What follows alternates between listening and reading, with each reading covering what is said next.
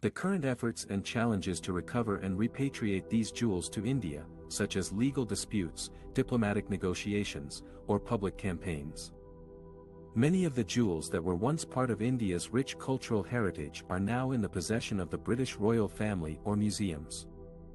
These jewels were either stolen, looted, or taken away as gifts by the British during their colonial rule over India.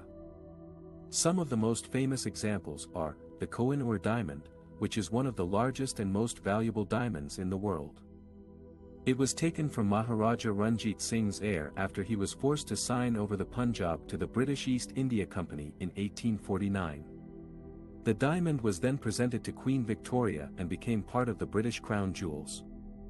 It is currently set in the crown of Queen Elizabeth II's mother. The Amaravati Stupa, which was a Buddhist monument dating back to the 3rd century BCE. It was excavated by the British in the 19th century and many of its sculptures and relics were shipped to London and displayed in the British Museum. The Tipu's tiger, which was a wooden automaton depicting a tiger mauling a British soldier. It was made by Tipu Sultan, a southern Indian ruler who resisted the British invasion in the 18th century. After he was killed by the British in 1799, his palace was plundered and the tiger was taken to London and exhibited in the Victoria and Albert Museum.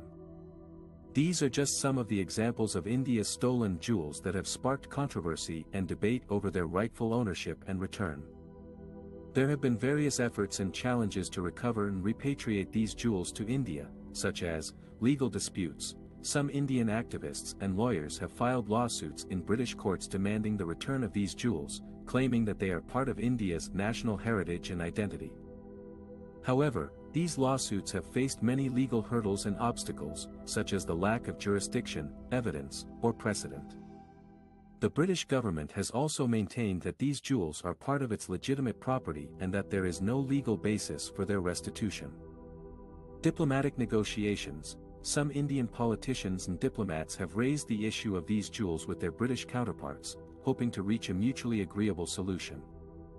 However, these negotiations have often been met with resistance or indifference by the British authorities, who have argued that these jewels are part of their history and culture as well. Some British politicians have also suggested that returning these jewels would open a Pandora's box of similar claims from other former colonies. Public campaigns. Some Indian celebrities and activists have launched public campaigns to raise awareness and support for the cause of these jewels' return. They have used social media, petitions, rallies, documentaries, books, and other platforms to highlight the historical injustice and cultural loss that these jewels represent for India.